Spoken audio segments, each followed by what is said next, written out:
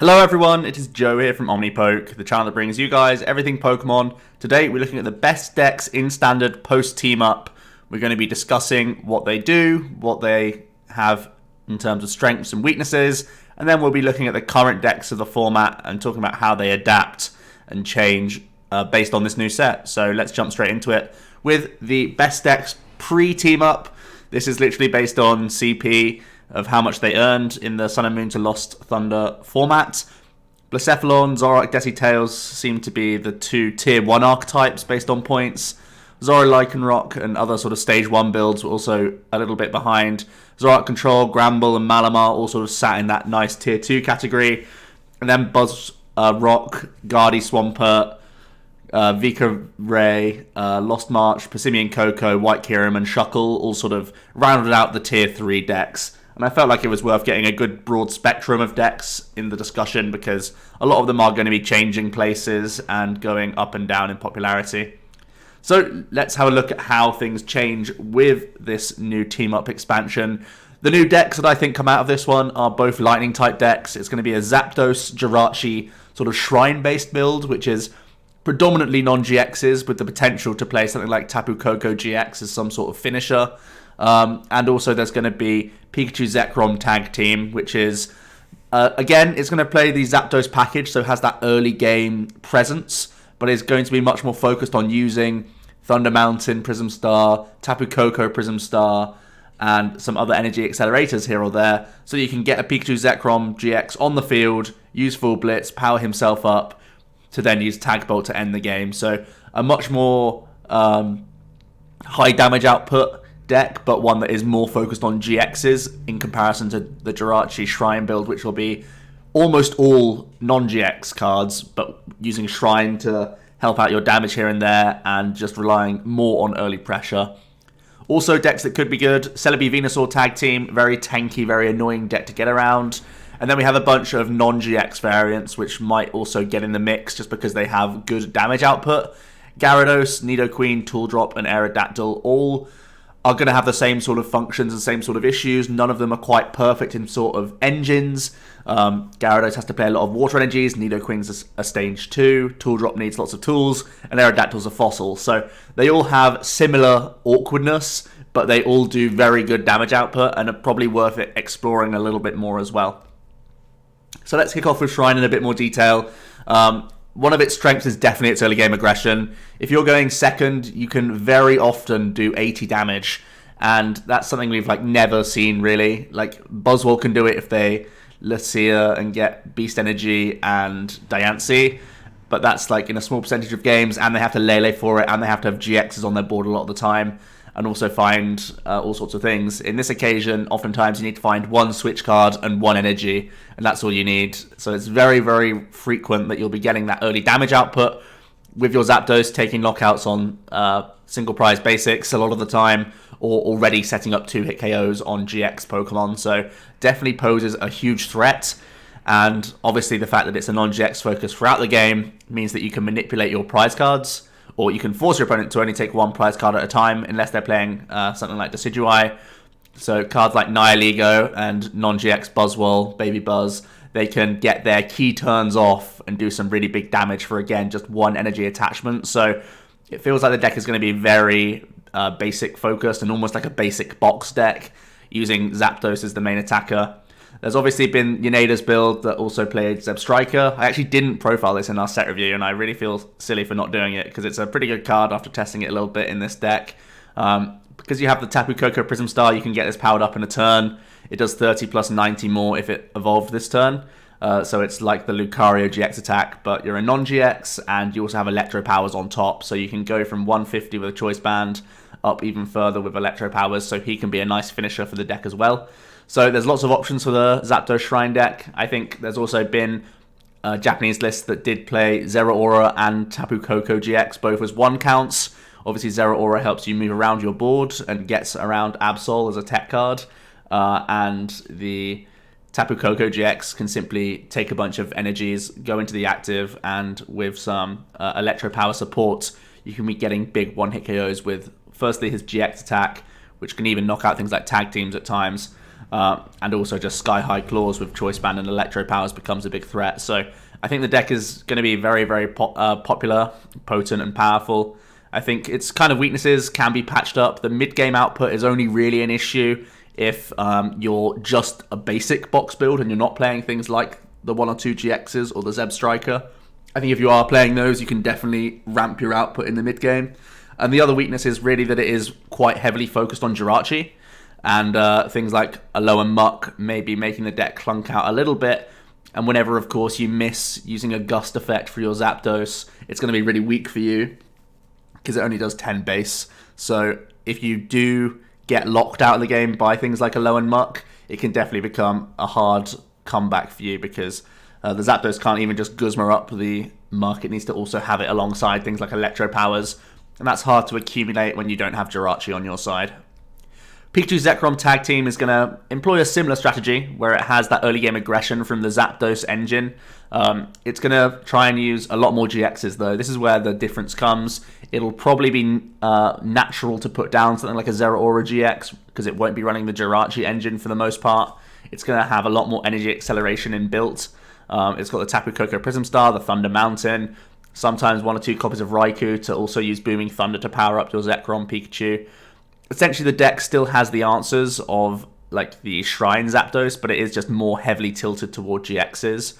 Obviously, Pikachu Zekrom doesn't come down in every game. There's going to be big no-nos for him because you simply can't sit there with 6 energies attached to you against something like a Buzzwole or a Zoroark or a Gardevoir.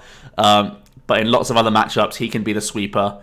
Tag Bolt is oftentimes going to take 4 prizes on his own back, and Full Blitz as well can do a big one-hit KO if you have the help of Choice Band and Electro Powers. So essentially you have to read the game and see what sort of matchup you're against. Sometimes the Pikachu Zekrom can literally take 6 prizes on his own, and sometimes you have to pretty much put him on the back burner and just rely on the only like the 2 Zapdos that you'll be playing and like the 1 Tapu Koko and the 1 Zeraora. Those will all have to chip in to sort of get you through the game. Feels like a little bit less consistent of a game plan than the Zapdos Jirachi Shrine because there'll be some games where the Pikachu just isn't effective. But in games where he is effective, you'll close out the game very easily. So it has sort of like more tipped matchups compared to a Zapdos Shrine like straight build. The weaknesses are definitely that high energy commitment that you are reliant on. At least getting the full blitz going in the first place might be the trickiest part of this combo, to be honest. Obviously, you have your prisms that can help you get there. Maybe something like a Lycia could definitely turbo out this deck. If you're going to be playing that many GXs anyway, you can just Lele for Lycia to get going. And the obvious awkward thing is going to be non-GX decks. Because we've had to fit in space for the amount of energy cards we have to play, the amount of energy acceleration we have to play, the Pikachus themselves, it all takes space, and that means that we don't have as much space for the non-GX stuff. So in a non-GX v non-GX matchup, you might sort of start running out of efficient attackers and might have to put a couple too many GXs on the board where they can sort of take advantage of that. So that's the big issue for Zekrom Pikachu, I would say. Celebi Venusaur is another tag team. He, of course, loves tanking and sitting in the active, healing damage from himself, using Aether Paradise as well to reduce 30 coming into him. Sometimes you can even add things like Choice Helmet on top of that. So if you're reducing 60 damage coming into your Celebi Venusaur every turn, whilst also doing healing from Shamans, Gardenias, Potions, all that good stuff, it's going to be very, very difficult for the opponent to get through. Well, it's definitely difficult for them to get through 2 Celebi Venusaurs, let's say that. I think oftentimes your opponent might be able to take down 1, but it's really down to the amount of resources they have left to deal with a second Celebi Venusaur, which is where the win condition for this deck comes in. Oftentimes it plays Crushing Hammers and probably 1 or 2 Enhanced Hammers as well, because the deck will oftentimes win by fatiguing the opponent and running them out of resources, because this Pollen Hazard really forces them to use a lot of Guzmas and Acerolas and switching cards. The Solar Beam and the Evergreen GX, both good damage output that can knock out, every non-GX in its path easily and do very good numbers against regular GX Pokemon, especially if you incorporate the Pollen Hazard doing all those status conditions. It's very, very annoying for decks to deal with this attacker in general, and it forces so much out of the opponent. Not to mention that here or there you'll be getting Crushing Hammers on top, so they can't power up multiple attackers against you. So if ever you are trapping something in the active with all these status conditions, if you eventually knock that out, they're going to hopefully have not much going on in the back to deal with your Celebi Venusaur. And oftentimes the deck plays heavy Judge's Whistle and a couple of Judge as well. The idea being that if you can judge the opponent whilst doing these status conditions, they're much less likely to have an answer, and that means they're like flipping for confusion a lot of the time or just not attacking you at all. And when that's the case, you get an extra turn of healing, and they get more damage from their status conditions, so it's all good news for the Celebi Venusaur. Very awkward deck indeed. The biggest weaknesses, obviously fire is going to be a huge one. Any deck that's trying to tank that simply can get one shot by some fire types is going to be hideous. There are a couple ways that you can try and get around this, of course. There's the Sceptile that we could be playing to try and deal with exactly Blacephalon.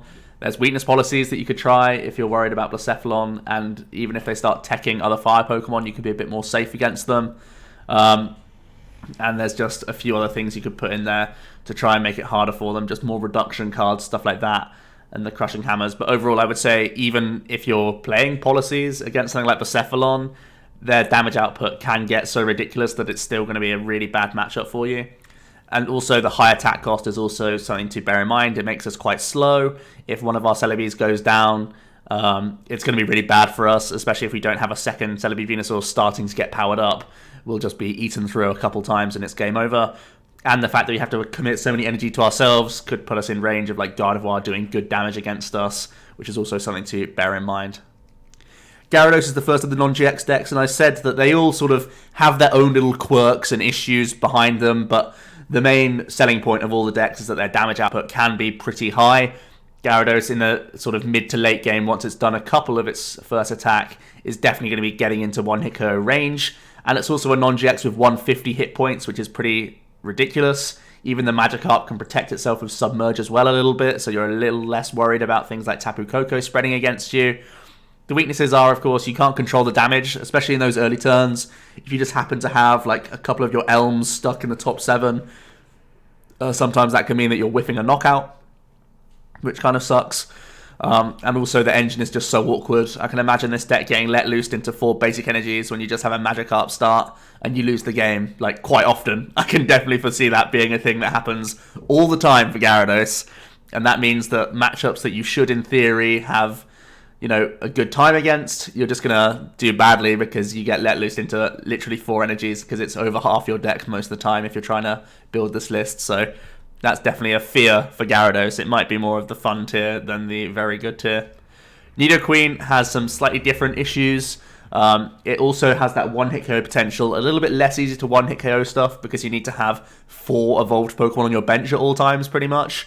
So it's down to you getting multiple Nidoqueens up, using all of their abilities, Mother Call, to get more evolutions into play, and then use those evolutions to get you more evolutions into play and all the other pieces that you need. I'm foreseeing that you're probably going to have to play like at least a 1-1 or 2-2 Malamar line to give yourself some extra energy acceleration. And from there, I'm looking at the Pidgeotto because I think it's a little bit easier to get into play than a Meganium Swampert list. However, if you were to play Meganium Swampert, you can just play like a 1-1 or 2-2 Meganium, and then that can help getting you into Swamperts and build really ridiculous boards. And it means you can also incorporate that Super Boost energy. So I want to play around with a couple of the builds. Definitely could be a threat. But the weaknesses are, of course, that you are a Stage 2 deck, so at the very most, like even if you're high rolling, you're only really attacking on turn 2, and it's unlikely that you're going to have that many evolutions on the board that early in the game. Because you'll be doing Elm at best most of the time, and you won't even have a board of 4 evolved Pokemon possible. So that's not even something that could happen. So you're probably going to start off a little bit slow, even on turn 2, doing like 100 damage or so if you're getting a good setup. And then you're looking at turn 3, 4, 5 KOs and maintaining those throughout the game via all the abilities that you get into play. And also, of course, the attack cost is awkward.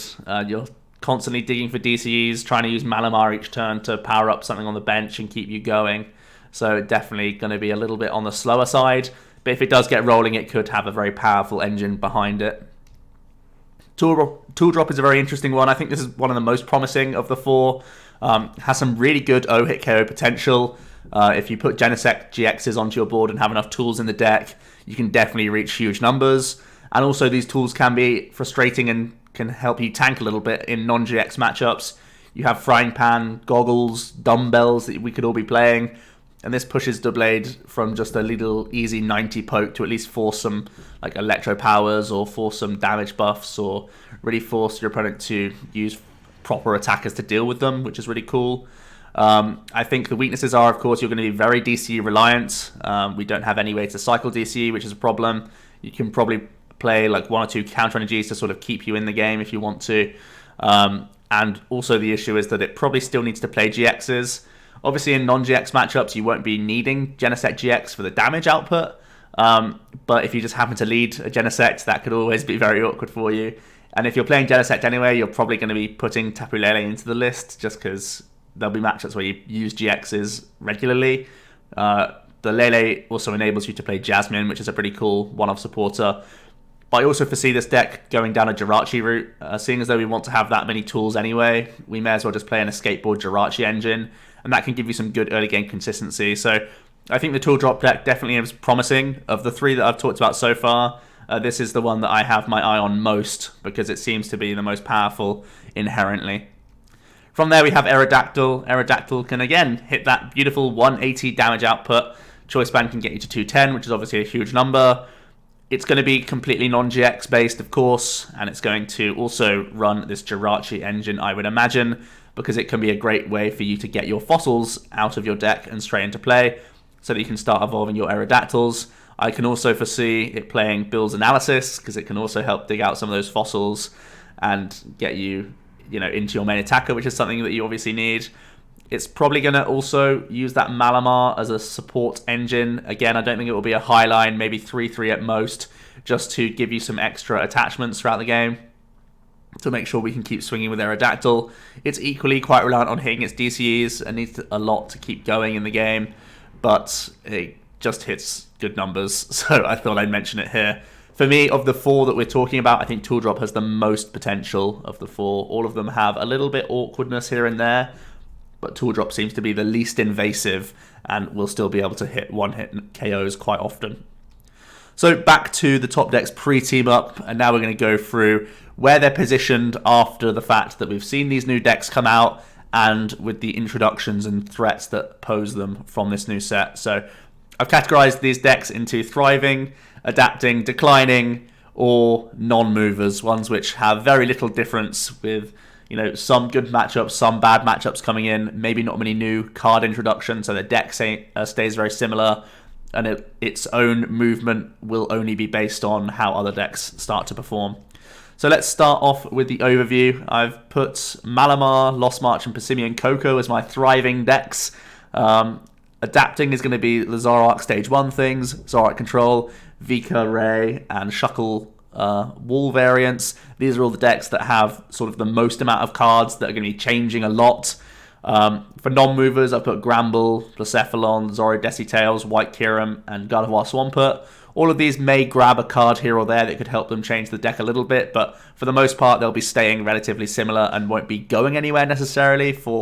There might be reasons that they'll be a little bit worse, but might be reasons that they're also worth staying in the format for. And for declining, I've just put one deck, Buzzwole Ninetales. I think Buzzwole has been on a slow decline for a little while now, but it feels like there's a lot more reasons why that might not be as strong looking ahead. So let's start with the thrivers. Malamar Variants gain so many potential cards to play around with. Malamar is going to be one of these decks that's going to be really interesting to try and figure out which is the best list from scratch pretty much, because we have a couple tag teams that we can be throwing into the deck if you want to go down a Psychic Malamar route using some Marshadows in there for type coverage and also helping us use these tag teams very effectively. So I definitely foresee using something like an Eevee Snorlax. That's my most favorite one as an additional draw engine available to you, because its GX attack can draw you 10 cards, which is pretty insane for mid-game to help you get things like a Guzma to end the game, something like that. You could also try a Jirachi build. There's been obviously Gascan list playing escape boards, and if you're doing that, you could add one Jirachi into your deck just to have that little bit of consistency between turns, and it gives you a perfect pivot for when you're Psychic recharging up all your other guys. You can have a Jirachi sat active and can help you dig that little bit further. And in general, you gain Erika's Hospitality, an extra draw supporter that the deck has really been calling out for, in my opinion. Viridian Forest may not be stronger than the Altar of the Moon that we've seen in a lot of builds, especially in Ultra Malamar, but The Psychic Malamar doesn't really play many stadiums, and this could be used just as a means of bumping other people's Prism Star Stadium cards, so that's definitely worth noting, and can give you extra ways of discarding Psychic Energies. And Mr. Mime was a quick one I thought I'd mention, just more for the spread Malamar builds, which I haven't really touched on too much. Tapu Koko hits for weakness on Zapdos, and that's already something that we should bear in mind. So having Mr. Mime in here as well in the format might mean that a more spread-based build can be a lot safer now that you can deny people simply ace rollering off a lot of damage that you've put onto their board. Now it's literally just max potions that they can play.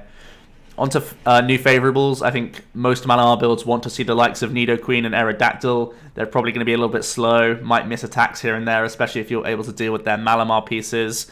And I think you should be able to outspeed them for the most part. For new threats, I think Pichu Zekrom is definitely an issue. The gas can list typically at least put a Lele into play, even if they're trying to go down a non-GXE route. And Ultra Squids oftentimes will be trying to put GXs on the board as well. Obviously, if they do go for a Pikachu Zekrom attack, and there's the option for us to get a big Necrozma going, they have to be very careful around it. But I do think, in general, it should be a fairly awkward matchup for you, because they have, similar to like other Malamar builds where they have this nice split of GXs and non-GXs, I think Zekrom sort of teeters along that line as well, where in the early game it will be very non-GX focused, and then as the late game progresses, it can move into big one-hit KO attackers. So it's definitely something to bear in mind. Moving forward, I think Ultra Cosmo really looks quite good. I think even if you're not trying out any of these new tag teams, the Ultra build, seeing as though you have the combination of Giratina and Sky Scorching Light against the likes of Zapdos Shrine, I think that matchup could be quite close, to be honest. I think you can have some good comeback potential there by knocking out multiple Jirachis all at once. I think also the fact that you're able to keep tag teams at least in check if you have enough Malamars on your board is also very appealing. And I think the fact that the deck gains more draw power from Erica, from Jirachi, and even from Eevee Snorlax in technicality, it's a big thing for Ultra Malamar and other Malamar builds. I think it's definitely a plus, and it's definitely a reason to explore Malamar in more detail. Onto Lost March, this gains only a couple pieces, but some big pieces in my opinion. Pokemon Communication and Pidgeotto are both some pretty cool inclusions. I know Communication will definitely go into the list. Pidgeotto has potential if you're going to continue to go for an Elm route. And Elm might be more realistic now because we have Communication that could grab Lele much more consistently. Obviously, putting down Lele's comes with its own threats, but if you're getting that Lost March going much more quickly, it might be a payoff. Some new favourables, I imagine Gyarados, Nidoqueen, and Aerodactyl might lose simply to early let loosing, but at the same time, you can try and race them quite efficiently. New threats, I'm going to put Zapdos Shrine as an awkward one. I mean, they can really knock you out very quickly, and it's hard for you to get 120 on turn 2 unless you have high rolled the Elms a lot of the time. Unless you're putting Lele's into play, and that's going to come with its own threats. So the Zapdos definitely seems very awkward for you. Moving forward, I think the Pokemon Communication buff is huge for the deck. I think it's really, really awesome, so that you are less worried about drawing into your jump bluffs, obviously, but also giving you some better early game, which is always a headache for Lost March a lot of the time, where it's reliant so heavily on let loose Oranguru, stuff like that. The Communication can help get you into more hop-ups and stuff more often, which is really good. And I think let loose is the key to winning a lot of the other non-GX matchups, because they have they're much more likely to clunk than the Lost March deck is, just based on how the build is built for Lost March. So definitely a good deck if we're expecting a lot of non-GXs to pop up. Passimian Koko only gains Mr. Mime, so it stops Ace of Rollers. I thought it was worth mentioning just because, not really for Zoroark, because you go down Passimian heavy route anyway, but it's more for the tag teams and for other tanking decks, for Mill, stuff like that. You actually have a chance against Mill now just because Passimian can keep smacking and hope to get through there. Obviously, it's going to be still a horrible matchup, but I thought I'd just mention Mr. Mime because I was really struggling to think of new additions for this deck, in all honesty. But where it changes is its favourable matchups. Both Zapdos having a lightning weakness and the Jirachi having low hit points, as well as Pikachu Zekrom and the other GXs that go around that deck, all being weak to fighting, means that this type coverage is insane for Passimian Koko. It really has just sort of landed on its feet here, where these new decks are just thrown into the mix and have naturally awkward times against Passimian Koko. I think if we can add in 1 or 2, maybe even 3 Electro Powers into a standard Passimian Koko list that we have right now, you're quite easily going to be mopping up Zapdoses with your flying flips and putting Jirachis in range for you, really limiting their board, stopping them putting down Blitzels or their backup attackers at times, which is a great thing for you. And obviously they're trying to hit 110 every turn, and that forces them to be digging for Guzmas plus Electro Powers pretty much every turn, which is a lot of pressure for them, especially if they're trying to limit their bench size as much as possible. So the Koko definitely keeps the Zapdos quite well in check. Obviously, Zapdos doesn't hit for weakness back to you, so they're still having to grab those Electro Powers and keeping up against you, which is quite nice. I think also the natural aggression of a Zapdos deck means that your counter energies will probably be live for the majority of the game, and then there'll be a turn where you just sweep multiple Jirachis at the same time, whilst also doing good damage or finishing off a Zapdos that you've set up. So I think that feels like a pretty good matchup. I think having the obvious type coverage against Pikachu Zekrom means they pretty much can't put it into play unless you've mismanaged your board. And I think you're also going to be pretty okay against the likes of Aerodactyl and Nidoqueen, simply because you have the Power Huddle Passimian to fall back on. You're going to do some good one-hit KOs for the majority of the time against all these decks, and you're a basic deck, so you're going to get going a lot easier. I think Celebi Venusaur tag team will be pretty horrible for you. Your damage output isn't high enough, and they just have too much healing for you. And because they do play hammers, they'll probably run you out of resources, more than likely. Going forward, though, the type coverage is the selling point for Passimian Koko. It gains pretty much nothing. It might add in Electro Powers into the list. I think that'll be the only real change that I can see happening. It might end up cutting Magcargo as well, just because it's easy prizes for Zapdos decks to take. It may just try and be all basic and have just a Ranguru as the draw engine instead, just to be a little bit better against Zapdos. But I think that's really the only thing I can foresee changing, but that type coverage is definitely tempting for me. Onto the decks that are adapting. I'll start off with Zoroark and / Zoro other stage 1 decks, and they gain a lot of things. Dangerous Drill is a really nice go-between between Field Blower and E-Hammer, so the deck can be a little bit more disruptive if it needs to. Nanu is also a really nice supporter card. It might lead towards us adding a Dark Alolan Grimer into our lists so that we can Nanu into Muck a little bit more. It might also lead us down a heavier Weavile route, which is pretty cool. Black Market Prism Star, again, feeds us into a Weavile-centric deck, but also means that things like unit energies are going to be even stronger on Zoros. Judge's Whistle is also very cool. We've seen quad Judge builds of Zoroark early in this season, and having the Whistle available means that we'll always have access to Judges when we need them. And Pokemon Communication, getting you into Lele for Elm, like a ridiculously high percentage of the time these days, is excellent for you. So it gets you into the game, and of course Pokecom is much more safe than something like a Timer Ball as well. So it's more similar to something like Evo Soda that we've seen previously, which is, you know, everyone's high-fiving over that. We're not deciding games on flipping 2 tails on Timer Ball these days, which is excellent. For new favourables, I think Pikachu Zekrom is probably going to be good.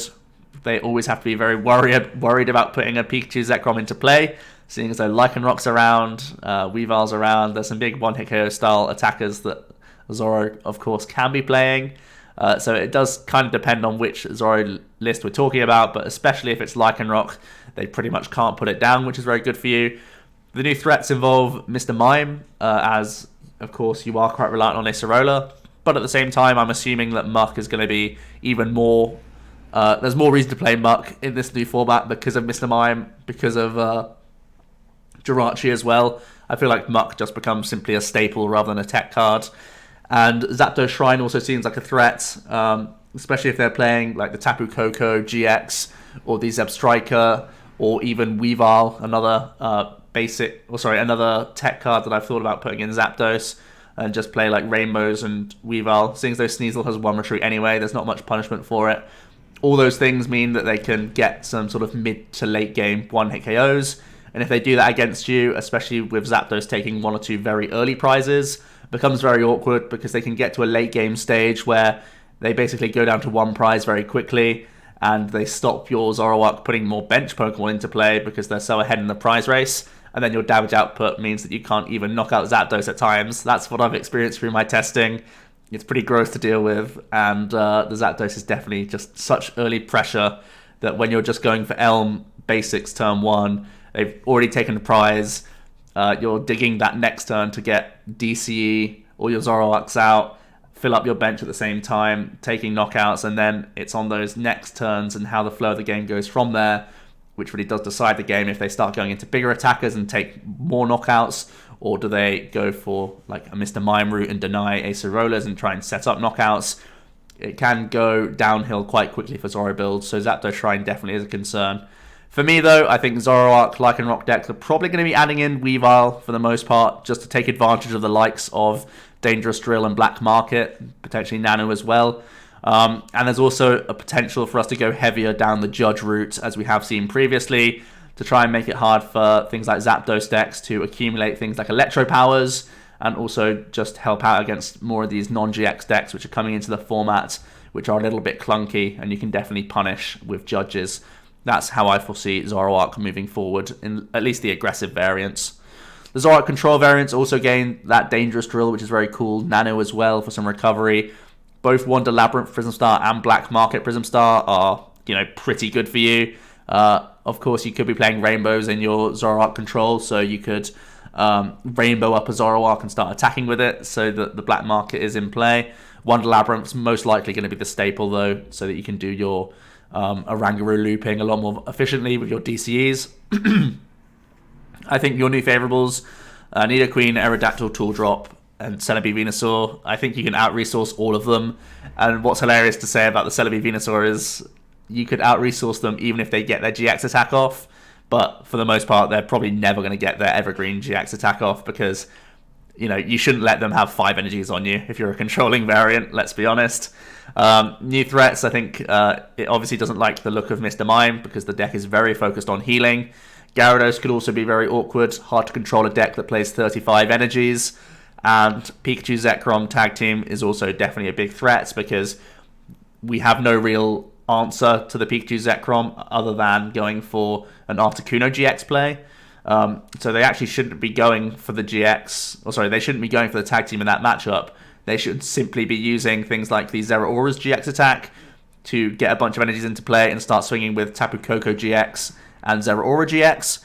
And Zoroark Control doesn't play the combination of Choice Band, Stadium, and Kukuis most of the time, and that means that these lightning type attackers can probably run right over our board, and the small amount of control we can put up probably won't be enough to out-resource something like a Zeraora GX attack plus a Tapu Koko Prism Star plus the amount of manual attachments that they'll naturally have in their build anyway.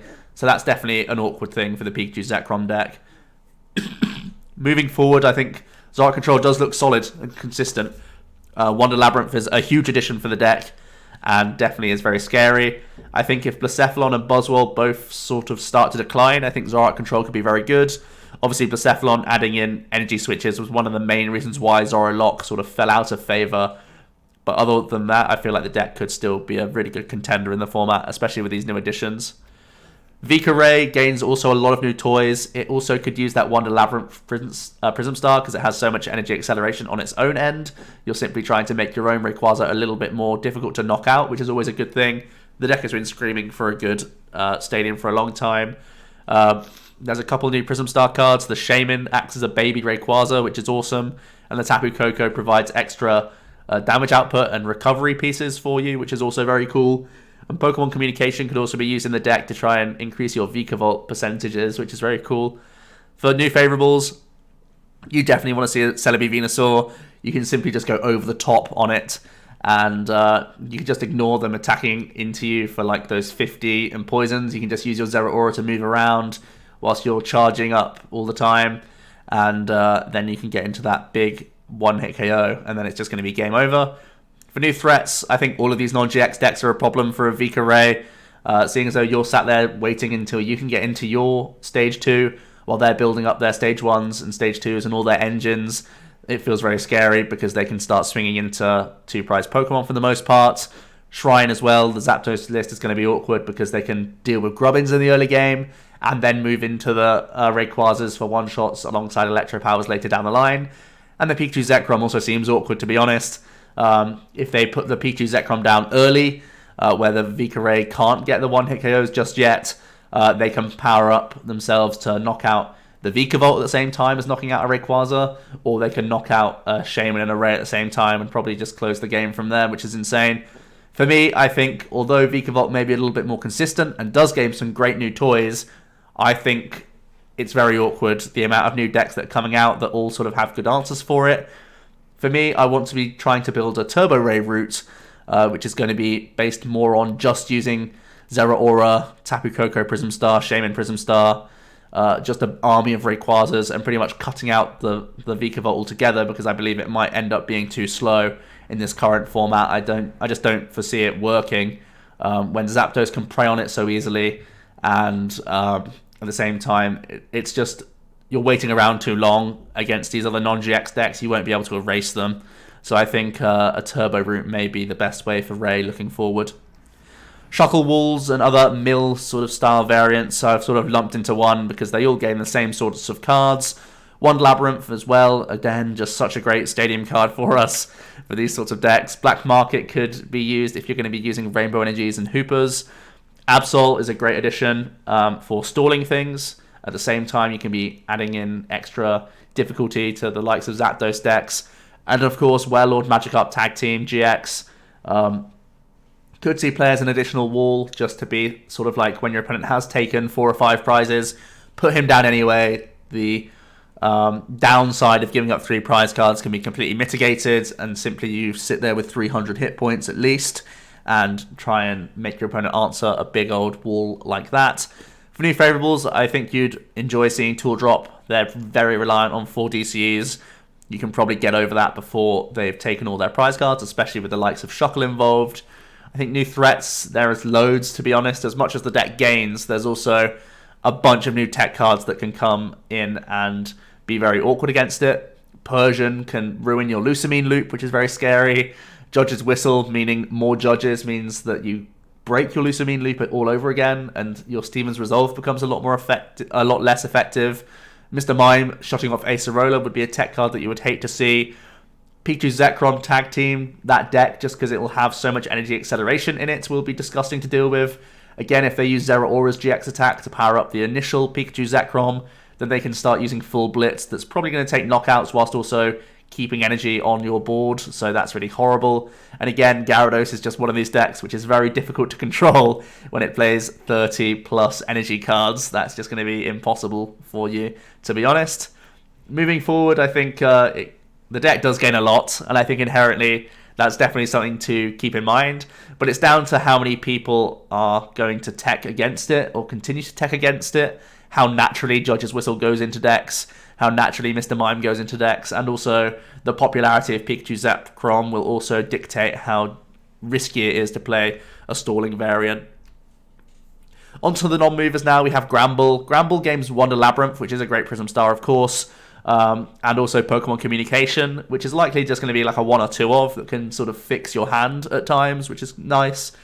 For me, I think it wants to see all of these other Stage 1 decks because its engine is so flawless that it's going to continue attacking, no doubt, whereas the Nidoqueen and the Aerodactyl and the Gyarados, they all might be doubtful in the opening turns to begin with, and you should be able to outrace them. For new threats, I haven't actually put anything. I think the Zapdos deck will be close, seeing as though you can dumbbells your Granbulls. 170 is a lot for them to commit to unless they put GXs into play, which is just sort of playing into Granbull's hands.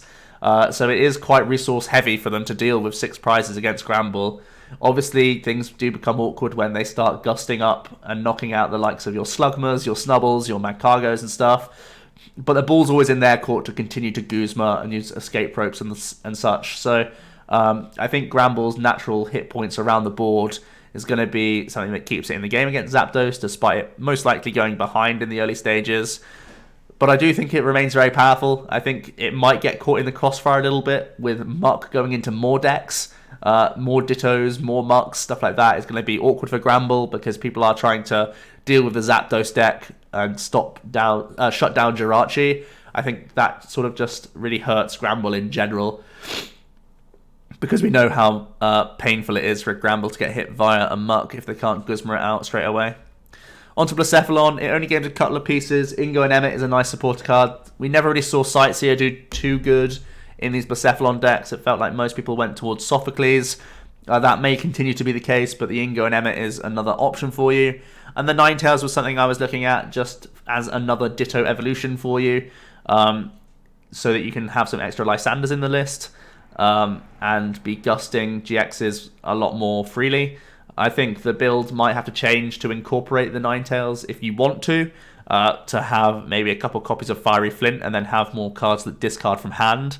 I think that route may not even be better than a standard Blacephalon, so the deck may remain completely unchanged, which is quite interesting. For new favourables, it wants to see Celebi Venusaur, obviously. Even if they are playing cards to deny the weakness, they can still go over the top against you, I think, a lot of the time. And the Nidoqueen is also a matchup that I would expect you to win, seeing as though your army of Naganadels can go through the army of Nidoqueens because they have psychic weakness.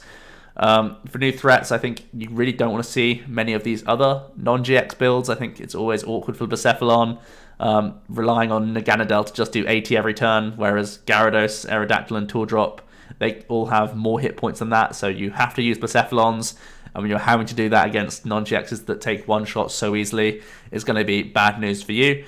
Zapdos Shrine, I think, is probably an issue. Obviously, like I keep saying, they can take early prizes on Poipoles or Marshadows and stuff like that, whilst also being able to rack up the Shrine damage and also get some Electro Powers accumulating in their hand to use them at the right time to take Blacephalon knockouts.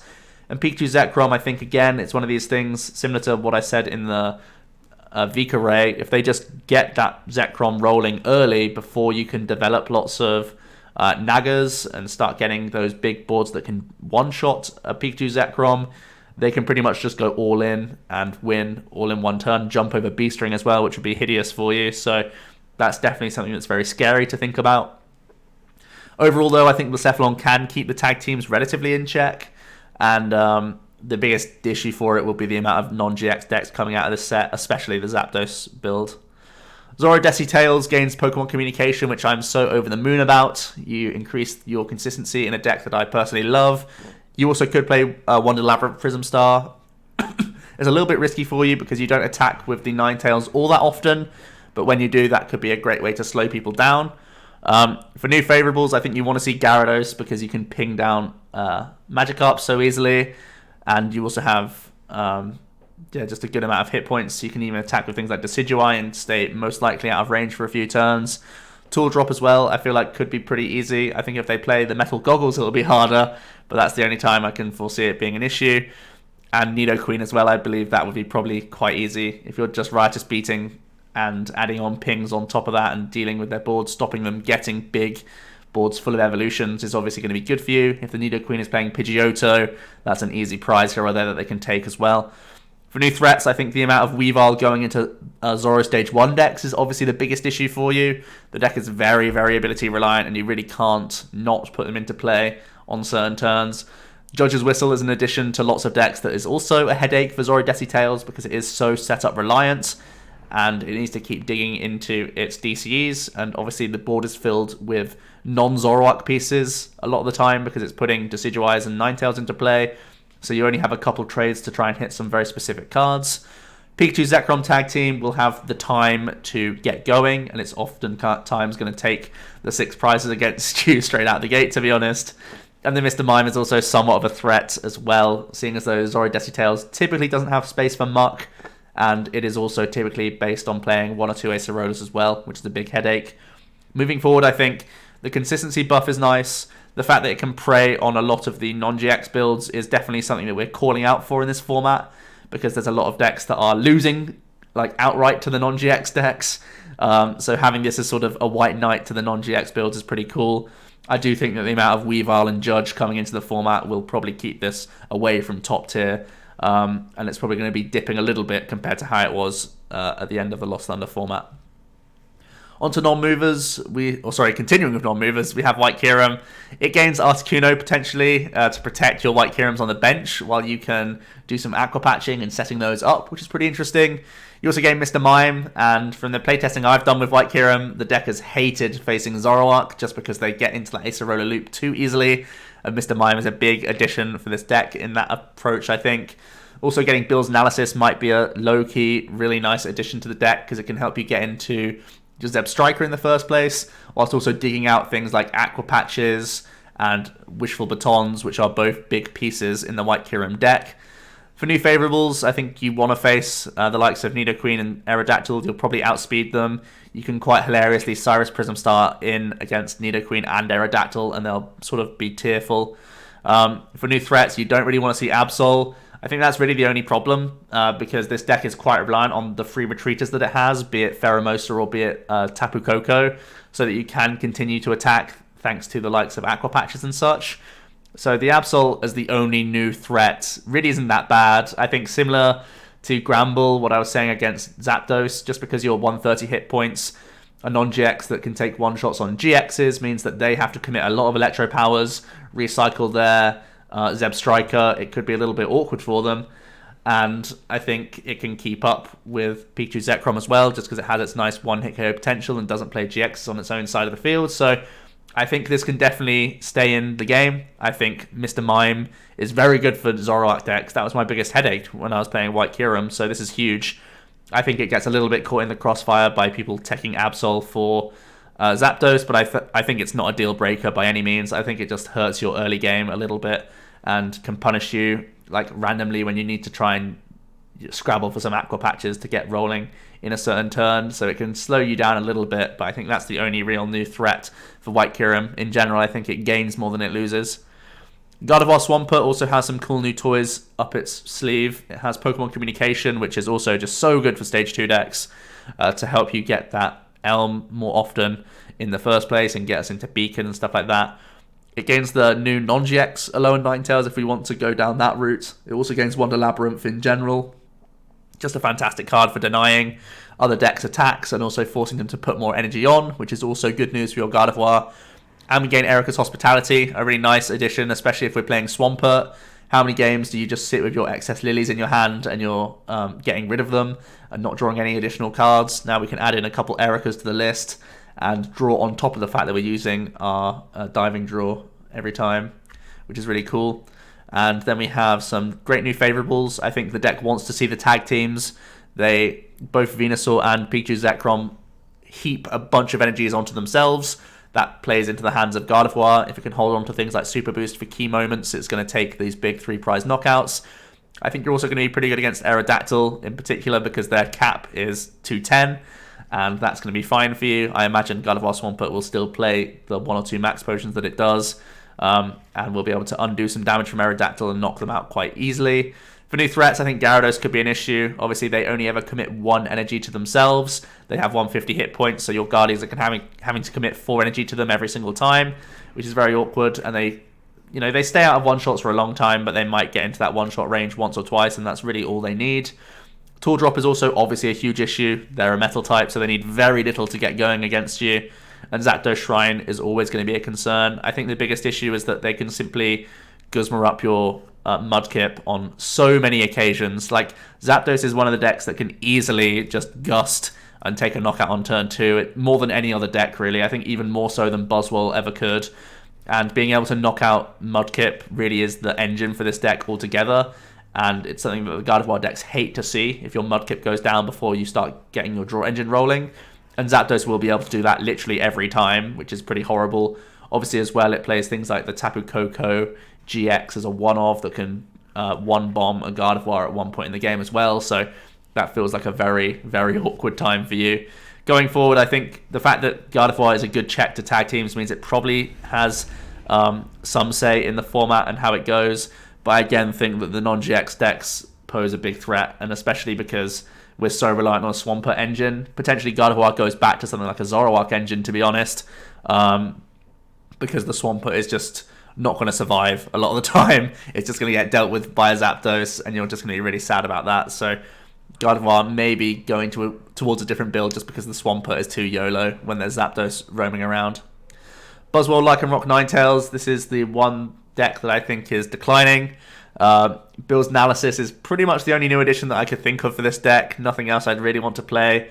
I mean, you have the other Lycanroc GX, but it doesn't really fit the mold of a Buzzrock, which is trying to just take knockouts on the active anyway.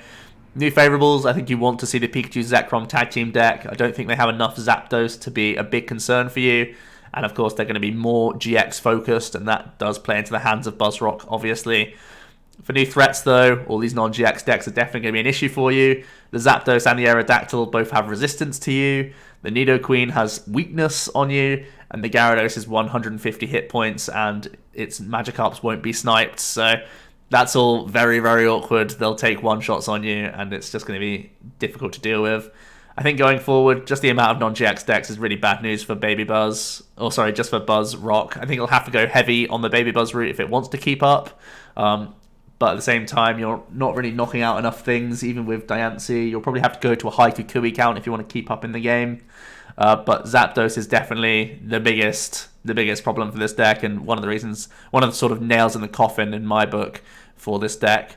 The only real thing it still has going for it is that it can prey on Zoroark, and the fact that Zoro gains so many new things in this format might be the only way that Buzzwole remains relevant. I think that's all I can see for it. Onto a couple decks that are sort of outside the top decks that also are gaining a lot from this new set. Maybe two decks that gain the most from the set. Quagsire gains Pokemon Communication, Articuno, and some tag teams as some good finishing attackers for you. Also, it gains the Mr. Mime as well, if you're trying to do some spread damage with the Volcanion Prism Star, set up math for other attackers in there. I think Articuno is the biggest thing, to be honest. Protecting your Quagsires to build up big Hydro Pumps and other attacks, and allowing you to keep your tools in play for the most part, like your EXP shares protected, is really big for a Quagsire deck, and it's definitely one I want to try out. Articuno is weak to Lightning, though, and that's definitely an issue against Zapdos. It's so many easy prizes for them, so keeping up against that is going to be your biggest challenge. But the fact that you can build into some ridiculous attackers spell is just really good for Quagsire, and I think, obviously, I can't go any video without talking about Quagsire. I had to throw him in there. Also, Alolan Eggs gains the Dragon Executor, and this completely changes the deck if you want it to. You could go down to a Lance engine. You could play some different Lance-style techs, like a Dragonite as well, which is pretty cool. The big thing about having a Dragon Alolan Egg is that you can play Mysterious Treasures to help you draw, or to give you more search. Also, you can hit 130 now, which was a big issue against other non-GX decks, because you can play a different stadium. You can just play the Dragon one for the extra damage buff. There's also Mr. Mime, which is one of the biggest reasons why Alolan Eggs was just dominated by Zoroark decks. You can add that into your deck, hope that you can knock out their Muck, and then Mr. Mime can help carry you for the rest of the game.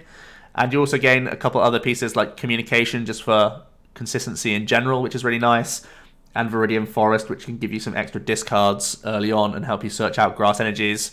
So I think Alolan Eggs is definitely worth revisiting. I think the Mr. Mime's a big addition, and I think the Dragon Egg can put you into a slightly different route with a deck, which is also one that's worth exploring.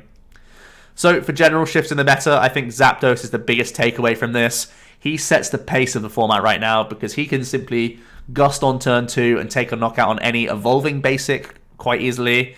And in general, if you're playing any GX deck, you have to expect that if you led a GX Pokemon, it's going to get hit turn 1 for 80 plus, which is very scary to think about. So I think a lot of decks will need to adapt to this, either slowing down the Zapdos in some ways, via the likes of Muck, via the likes of Absol, and via the likes of Wonder Labyrinth, Prism Star, a few of these pieces here or there, or it's going to try and move to keep up with the Zapdos, which is going to be some hard going, but something like a Passimian Koko might be able to do it. In general, lots of non-GX decks look to be pretty strong in the format. It feels like there's only really Zoroark as the sort of 2-prize deck, and then there's going to be tag teams, which are trying to tank the whole time, or just like sweep the game all at once, and then there's going to be non-GX decks. It's going to be a very interesting format to be playing in. In general, Jirachi, Communication, and Erica help decks draw more smoothly, and that's great news for everyone. We always want to get into the game and try and get the strategy off, so I think we might be in one of the most consistent periods the game's been in for a long time, which is really awesome. And Mr. Mime is a little added thing that could be pretty interesting. Obviously, Zoroark has Muck, so it can answer the Mr. Mime, but then you could just say that people can stretch a Mime and knock out their Muck. And then you can say that the Muck can be nanued back with a Grimer straight into a Muck. So there might be a really interesting tug of war going on with Mr. Mime and Zoroark. But in general, Mr. Mime being a check to mill decks that are just trying to ace a roller loop is amazing, and I'm really happy to see that into the format because it might bring about a change from all these mill decks being around for so long. I'm really looking forward to teching Mr. Mime into some decks and seeing how he functions. That's it, guys. Thank you so much for watching, and I'll see you in another video soon.